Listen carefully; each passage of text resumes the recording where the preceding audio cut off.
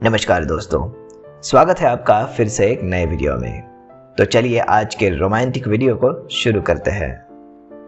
कहते हैं जब बुरा वक्त आता है ना तो अपने भी साथ छोड़ जाते हैं, और जो साथ देता है वो बिना मतलब के तो कतई नहीं। तो आज के हमारी इस कहानी की जो हीरोइन है संस्कृति, उसके साथ भी कुछ ऐसा ही हुआ जब उसके पति अविनाश को कोरोना डिटेक्ट हुआ। तो ये लॉकडाउन की लव स्टोरी को शुरू करते हैं। अविनाश सुबह समय पे नहीं उठा तो संस्कृति को चिंता होने लगी। उसने अविनाश को उठाते हुए उसके माथे पे हाथ रखा तो माथा तप रहा था। संस्कृति घबरा गई।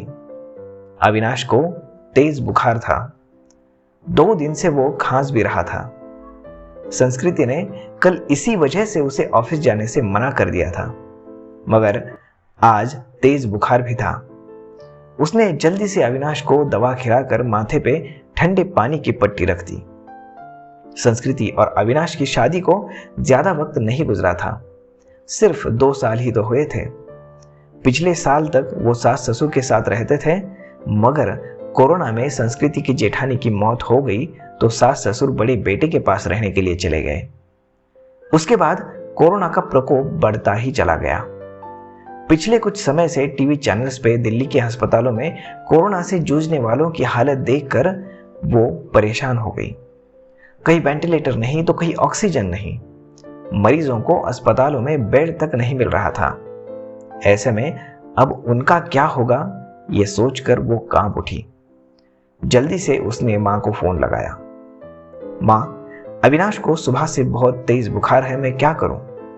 तो मां ने कहा, बेटा ये समय बहुत ही बुरा चल रहा है। राजू भी कोरोना पॉजिटिव है, वरना मैं उसे ही तुम्हारी मदद के लिए भेज देती। हम खुद उसकी देखभाल में लगे हुए हैं।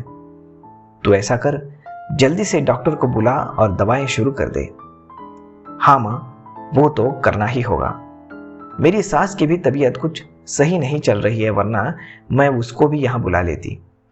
घबरा नहीं बेटी, धैर्य से काम ले, सब ठीक हो जाएगा। मां ने समझाने का प्रयास किया। संस्कृति ने पति लगा कोरोना टेस्ट कराया। तब तक फैमिली डॉक्टर से पूछकर उसे दवाई शुरू कर दी। इस बीच अविनाश की हालत ज्यादा खराब होने लगी तो वो उसे लेके अस्पताल भागी। 2 अस्पतालों में निराश लौटने के बाद तीसरे में बड़ी मुश्किल से बेड का इंतजाम हो सका। सास ससुर और जेठ भी दूसरे शहर में मदद के लिए नहीं आ सकते थे, और वैसे भी दिल्ली में लॉकडाउन लगा हुआ था। रिश्तेदार चाहकर भी उसकी मदद नहीं कर सकते थे। आड़ोस पड़ोस वालों ने तो कोरोना के डर से दरवाजे ही बंद कर लिए थे। तब संस्कृति ने अपने दोस्तों को फोन लगाया, पर सभी ने बहाने बना दिए। अकेली संस्कृति पति की सेवा में लगी हुई थी। अस्पताल में मरीजों की लंबी कतारों और मौत के तांडव के बीच किसी तरह संस्कृति खुद को बचाते हुए पति के लिए दौड़भाग करने लगी। कभी दवा की पर्ची लेकर भागती तो कभी खाना लेकर, कभी डॉक्टर से गिड़गिड़ाती थी तो कभी थक हार कर बैठ जाती थी। उसे कोरोना वार्ड में जाने की इजाजत नहीं थी। वो बाहर रिसेप्शन में बैठकर ही पति के ठीक होने की कामना करती रही। उस पर पति की तबीयत अच्छी होने के बजाय और बिगड़ती जा रही थी। उस दिन भी डॉक्टर ने पर्ची में कई दवाइयां जोड़ के लिख दी। वो दवाई लेने गई, मगर जो सबसे जरूरी दवा थी वो नहीं मिल पाई। अस्पताल में उसका स्टॉक खत्म हो चुका था। अब वो क्या करेगी? बहदवासी वो हॉस्पिटल के बीच में आके बैठ गई। बगल में ही एक परेशान सा युवक भी बैठा था। संस्कृति ने उसकी तरफ मुखातिर होकर पूछा, आप बता सकते हो ये दवा मुझे कहां मिलेगी? तो उसने कहा, मैं खुद इस दवा को ढूंढ रहा हूं, आसपास तो नहीं मिली। मेरे दोस्तों ने बताया है कि नोएडा में एक शॉप है, उसने कुछ दवाएं स्टॉक करके रखी हुई हैं। वो अगर मुझे दे देगा तो मिल सकती है। अभी जाने की सोच ही रहा था। आपकी पर्ची लाइए, मैं अपने साथ आपके लिए भी दवा लेके आता हूं। बहुत मेहरबानी होगी। सुबह से इस कारण मैं बहुत परेशान हो रही थी। पसीना पोंछते हुए संस्कृति ने कृतज्ञ स्वर में कहा, मेहरबानी की कोई बात नहीं, इंसान ही इंसान के काम आता है। बस इतना शुक्र मनाइए कि दवा वहां मिल जाए। ये कहकर वो चला गया। करीब 2-3 घंटे बाद लौटा तो उसके चेहरे पर परेशानी की लकीर के बावजूद खुशी की लकीर थी। ये इसलिए बड़ी मुश्किल से लेकिन मिली जरूर ये दवा। बहुत बहुत शुक्रिया। कितने की है? संस्कृति का चेहरा भी खिल उठा था अब। अरे नहीं, पैसे की जरूरत नहीं, आप पहले ये दवा खिलाइए अपने मरीज को। उस दिन के बाद दोनों में बातचीत होने लगी। वो अपने भाई की देखभाल में लगा था और संस्कृति और उसके पति के लिए भी देखभाल करने लगा। दोनों का दर्द एक सा ही था। संस्कृति जब भी व्यतीत होती थी तो उसके कंधे पे सर रख के रो लेती थी।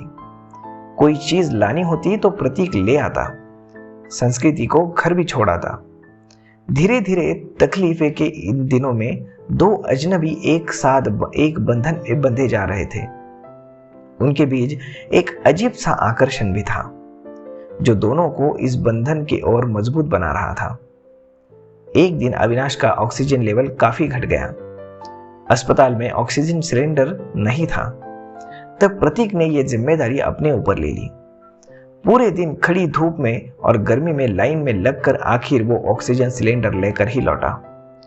उस दिन संस्कृति ने उससे पूछा, आप मेरे लिए इतना कुछ कर रहे हो, इतना मेरा ख्याल रखते हो, मगर क्यों? मैं तो आपकी कोई नहीं लगती, फिर बताओ ना ऐसे क्यों कर रहे हो? पहली बात, हर क्यों का जवाब नहीं होता, और दूसरी बात, हम दोनों हम सफर नहीं हुए तो क्या हुआ, हम दर्द तो है ना। आपके दर्द को मैं बहुत अच्छी तरह से महसूस कर सकता हूं। आपकी तकलीफ देखकर मुझे भी दुख होता है। बस इसी तरह से मैं आपको मदद करना चाहता हूं। एक अनकहा सा मजबूत साथ महसूस करके वो मुस्कुरा उठी। धीरे धीरे अविनाश की तबीयत और भी बिगड़ गई और उसको वेंटिलेटर पर रखना पड़ा। अस्पताल में वेंटिलेटर्स की कमी थी। कई वेंटिलेटर्स खराब हो गए थे। संस्कृति ने प्रतीक को फोन लगाया तो पता चला कि उसके भाई को भी कहीं शिफ्ट करने की बात चल रही है। और उसने फिर कहा, आप चिंता ना करो संस्कृति जी, मैं अपने भाई को जिस अस्पताल में शिफ्ट कर रहा हूं, आपके पति को भी वही ले चलता हूं। वह वेंटिलेटर की सुविधा है और डॉक्टर्स भी अच्छे हैं। प्रतीक ने उसे धैर्य बंधाया और फिर जल्दी ही शिफ्टिंग की सारी व्यवस्था कर दी। शाम में सब निपट गया तो प्रतीक का हाथ पकड़कर रुंधे गले से संस्कृति इतना ही कह सकी, आप नहीं होते तो पता नहीं क्या होता। मैं नहीं होता तो और कोई होता। अच्छे लोगों की मदद के लिए कोई ना कोई आ ही जाता है। ऐसा नहीं है प्रतीक जी, मैंने अपने दोस्तों, पड़ोसियों और परिचितों को सबको देख लिया। इन कठिन समय में कोई भी मेरे साथ खड़ा नहीं है। केवल आप ही हैं जिसे 4-6 दिन से मैं जानती भी नहीं थी, और आज ऐसा लगता है कि आपके बारे में आपके बिना मैं रह भी नहीं सकती। उसकी बात सुनकर प्रतीक ने एक अलग ही नजर से संस्कृति की तरफ देखना और फिर मुस्कुराना शुरू किया और वो देख के चला गया। संस्कृति के दिल में भी अजीब सी बेचैनी होने लगी। वो सोचने लगी कि प्रतीक का साथ इस परेशानी के समय में भी कितना सुकून दे जाता है। अस्पताल में मरीजों के, रिश्तेदारों की भागदौड़ और परेशानियों के बीच चंद लम्हे वो केवल प्रतीक के बारे में ही सोचने रह गई। इसी तरह 2-3 दिन और गुजर गए। अब अविनाश की हालत काफी गंभीर हो गई थी। फिर एक दिन सुबह सुबह संस्कृति को सूचना मिली कि उसके पति की मृत्यु हो गई है। एक पल में संस्कृति को लगा जैसे वो अधूरी सी हो गई। उस सबका सब कुछ छीन गया। प्रतीक ने जिसको धैर्य बंधाया था वो सब कुछ निखर गया। कोरोना की वजह से उसके पति का शव उसके घर को भी नहीं देना था। लॉकडाउन लगा हुआ था और घर वालों का आना भी कठिन था। ऐसे में उसे समझ नहीं आ रहा था कि पति का अंतिम संस्कार अब कैसे करें। इस वक्त भी प्रतीक ही उसके काम आया। मुश्किल की सब घड़ी में सबसे पहले उसने संस्कृति को शांत कराया और फिर उसके पति को शमशान ले जाकर सही से सब इंतजाम कराया। संस्कृति के साथ वो शमशान तक गया। फिर उसको संस्कृति छोड़ने आई। संस्कृति लगातार रो रही थी, उसके हाथ पैर कांप रहे थे। प्रतीक समझ रहा था कि उसकी तबीयत खराब है और वो अकेली सी है और अपने खाने पीने को लेकर लापरवाह रहेगी तो उसकी तबीयत और भी खराब होती जाएगी। तब प्रतीक ने हाथ पैर धोकर और कपड़े बदलकर उसकी रसोई में प्रवेश किया और सबसे पहले चाय बनाई। संस्कृति के साथ खुद भी बैठकर उसने चाय पी। फिर संस्कृति को नहाने भेजकर खुद दाल चावल बनाने लगा। संस्कृति को खाना खिलाकर और सब्जी, फल, दूध आदि का इंतजाम करके और सांत्वना देकर वो वापस लौट गया। 2-3 दिनों बाद जब संस्कृति थोड़ी सामान्य हुई और पति की मौत के सदमे से उभरी तो प्रतीक की उसे याद आई। प्रतीक उसके लिए अपनों से भी बढ़कर अब बन चुका था, मगर उसे पता नहीं था कि वो कहाँ रहता है, क्या जॉब करता है। बस एक फोन नंबर था। उसने फोन को मिलाया तो नंबर बंद आ रहा था। संस्कृति फिर से घबरा उठी। वो प्रतीक से संपर्क करना चाहती थी, मगर वो नहीं हो पाया। 2-3 घंटे वो लगातार फोन ट्राई करती रही, लेकिन वो बंद ही आने लगा। अब उससे रोना सहन नहीं हुआ। कुछ सोचकर वो उसी अस्पताल में पहुंच गई जहां उसके पति और प्रतीक की पहली बार मुलाकात हुई थी। वो रिसेप्शन के एरिया में घूमकर प्रतीक को खोजने लगी, क्योंकि अक्सर दोनों वहीं बैठे हुए थे। फिर वो उसे खोजती हुई कैंटीन में भी गई। हर तरफ चक्कर लगा लिया, मगर प्रतीक कहीं नजर नहीं आ रहा था। थक कर वो वापस रिसेप्शन में आकर बैठ गई और सोचने लगी कि अब और क्या करें। तभी उसे वहां एक नर्स नजर आई, जिससे संस्कृति की जान पहचान हो गई थी। संस्कृति के पति की देखभाल वही नर्स करती थी। संस्कृति उसे अक्सर अम्मा कहकर पुकारती थी। नर्स ने प्रतीक को भी उसके साथ कई बार देखा हुआ था। संस्कृति दौड़कर नर्स के पास गई। दुखी स्वर में नर्स ने कहा, सॉरी बेबी, तुम्हारे पति को हम बचा नहीं पाए। जो लिखा था वो तो हो गया, पर अब ये बताओ अम्मा, आपको प्रतीक याद है जो अक्सर मेरे साथ होता था? उसके भाई का यहाँ पे इलाज चल रहा था। हाँ बेबी, उसके भाई की तो मृत्यु हो गई, वो खुद में एडमिट है। उसे भी कोरोना है और जानती हो बेबी, वो तेरे पति के बेड पे लेटा हुआ है, बेड नंबर 125। सच अम्मा, आप उसे पहचानती हो ना? हाँ बेबी, पहचानती हूँ, तेरी बहुत हेल्प करता था, पर अब उसकी हेल्प करने वाला कोई नहीं है, बिल्कुल अकेला है वो। मैं हूं ना अम्मा, अब उसके लिए किसी भी चीज की जरूरत पड़े तो मुझे बता देना, मैं उसके अटेंडेंट के रूप में आपका नाम लिखवा देती हूँ।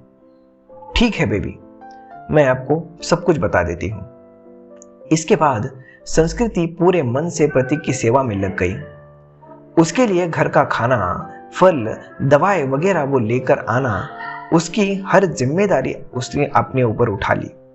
डॉक्टरों से उसकी तबीयत की हर वक्त वो जानकारी लेकर रहती थी, जैसे ही काम पूरे उत्साह में करती थी। इसके बीच प्रतीक की हालत बिगड़ी और उसे आईसीयू में ले जाने की जरूरत पड़ी।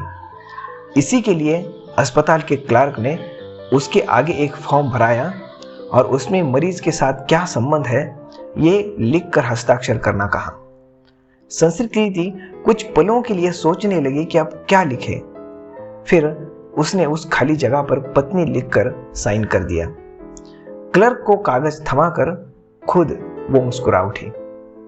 2-3 दिन आईसीयू में रहकर प्रतीक की हालत में सुधार शुरू हुआ और उसे कोविड वार्ड में शिफ्ट करा दिया गया। 7-8 दिनों तक लगातार सुधार होने और रिपोर्ट नेगेटिव आने के बाद उसे डिस्चार्ज भी कर दिया गया। इतने दिनों तक संस्कृति ने भी अपना खाना पीना और नींद भूलकर दिन रात प्रतीक की सेवा की थी। डिस्चार्ज वाले दिन वो बहुत खुश थी। उसने सीधा अपने घर के लिए कैब बुक किया और प्रतीक को अपने घर ले आई। प्रतीक ने टोका, तो संस्कृति ने थोड़े शरारती अंदाज में जवाब दिया, मैंने तो फॉर्म में जगह पे लिख दिया था और साइन कर दिया था कि मैं तुम्हारी पत्नी हूं और इसलिए अब मेरा और तुम्हारा घर अलग नहीं बल्कि एक ही होगा। मगर संस्कृति, लोग क्या कहेंगे? लोगों का क्या है प्रतीक? जब मुझे जरूरत थी तो क्या लोग मेरी मदद के लिए आए थे? नहीं ना, उस वक्त तुमने मेरा साथ दिया, अब मेरी बारी है। इसमें गलत क्या है? तुम थोड़े ठीक हो जाओ, फिर सोचेंगे कि क्या करना है। संस्कृति ने अपना फैसला सुना दिया। करीब 10 दिन संस्कृति ने जी भर के प्रतीक का ख्याल रखा। हर तरह से उसकी सेहत पहले की तरह बनाने के लिए, खुश करने के लिए उसको प्रयास करती रही। संस्कृति ने एक संयुक्त परिवार से संबंध रखती थी। ससुराल में धन संपत्ति की कमी नहीं थी। ये घर भी पति के बाद अब उसके नाम पे हो चुका था। पति ने उसके लिए काफी संपत्ति और गहने छोड़ दिए थे। बस एक हमसफर की कमी थी जिसे प्रतीक पूरा कर रहा था। उस दिन शाम में संस्कृति ने प्रतीक के हाथों को थमाकर कहा, जो बात मैंने अनजाने में ही उस फॉर्म पे लिख दी थी, क्या हम उस हकीकत को रूप नहीं दे सकते? क्या मैं तुम्हें अपने हमदर्द के साथ साथ एक हमसफर के रूप में स्वीकार कर सकती हूँ? मुझे लगता है संस्कृति कि ये बात कहना फिजूल है। फिर संस्कृति ने कहा, मतलब ये कि तुम ऑलरेडी मेरी हमदर्द और हमसफर बन चुकी हो। हम हमेशा साथ रहेंगे। तुमसे बढ़कर कोई और मेरा ख्याल नहीं रख सकता है संस्कृति। ये कहकर प्रतीक ने संस्कृति को गले लगा लिया।